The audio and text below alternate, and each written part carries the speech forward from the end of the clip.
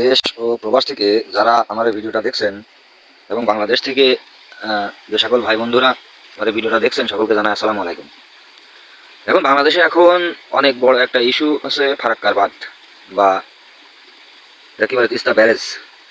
বন্যা মানুষ আসলে অনেক ক্ষতি করেছে যেটা আসলে আমাদের কাম্য ছিল না, তারপর আমাদের ক্ষতি হয়েছে।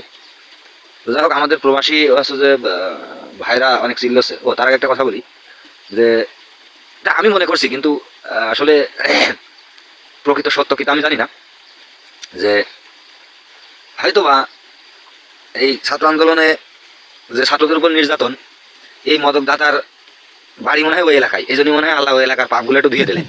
ঠিক আছে, তবে পানি আল্লাহ নিয়ামত, এটা অস্বীকার করা যাবে না, কিন্তু যেহেতু এটা প্রাকৃতিক পর্যায়ে না, এটা ইচ্ছাকৃতভাবে করা, সেহেতু খুবই দুঃখজনক বিষয়।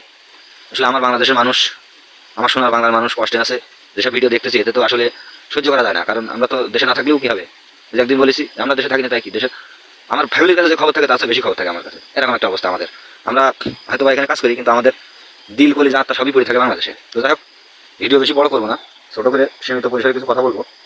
সেটা হচ্ছে যে ফারাক্কার বাঁধ নির্মাণ আমরা আমাদের বাংলাদেশে নির্মাণ একটা করার দরকার, কিন্তু আমাদের যেসব প্রবাসী ভাইয়েরা, ওনারা বলতেছেন যে টাকা যত লাগে প্রবাসীরা দেবো, ফারাক্কার বাঁধ আর একটা বাংলাদেশে একটা করতে হবে।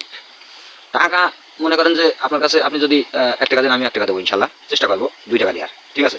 কিন্তু মূল বিষয় সেটা না, মূল বিষয়টা হচ্ছে এই যে পানিটা দেখেন, এই পানিটা লক্ষ্য করেন, এই পানিটা কিন্তু ওই দিক থেকে এদিকে আসছে।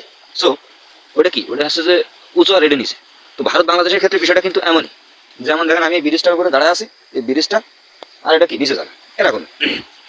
তো এখন আমাকে এখানে চিন্তা করতে হবে এটা, যে আমি যদি ফারাক্কার বাঁধ এখানে তৈরি করি, তাহলে কি আমার লাভ হবে? যেহেতু ভারতের ফারাক্কা বা তিস্তা ব্যারেজ এখান থেকে 40 কিলোমিটার, বা তিস্তা ব্যারেজের থেকে মনে হয় ফারাক্কা বাঁধের থেকে 18 কিলোমিটার, আর যে তিস্তা ব্যারেজের থেকে মনে হয় সম্ভবত 40 কিলোমিটার, এরকম একটা দূরত্ব আছে বাংলাদেশ সীমানা। তো বাংলাদেশ যদি ফারাক্কা বাঁধ তৈরি করে, তাতে আমার দেশের মানুষের লাভ কতটুকু হবে? আর একটা কথা আছে, চীনা কোম্পানি যে প্রজেক্টটা করতে চাচ্ছে, এই প্রজেক্টে আসলে আমাদের লাভ কতটুকু হচ্ছে, ঠিক আছে। আর এই প্রজেক্টে যখন প্রজেক্ট কমপ্লিট হবে, তখন চীনার হস্তক্ষেপ ওখান থেকে উঠাই নিতে হবে, এরকম একটা বিষয় আর কি। তো যাই হোক, সকলকে বলবো যে ভাই, দেশের উন্নয়নের খাতিরে আমিও টাকা দিতে রাজি আছি, 1 টাকা হোক 2 টাকা হোক আমিও দিতে রাজি আছি, কিন্তু এটা হুটহাট করে একটা পরামর্শ বা একটা সিদ্ধান্ত নেওয়া ঠিক না। আসলে এখানে দেখতে হবে যে ফারাক্কা বাঁধটা করলে আমার দেশের কতটুকু উপকার হবে, দেশের মানুষের কতটুকু উন্নতি হবে, কৃষি জমির কতটুকু উন্নতি হবে, জেলে যারা মাছ ধরে তাদের কতটুকু উপকার হবে, এই সমস্ত বিষয়ে, তারপরে পানি হিসেব কিতাব কি দেখে হবে, সমস্ত বিষয়ে হিসেব কিতাব করে তারপরে কিন্তু একটা সিদ্ধান্ত নিতে হবে।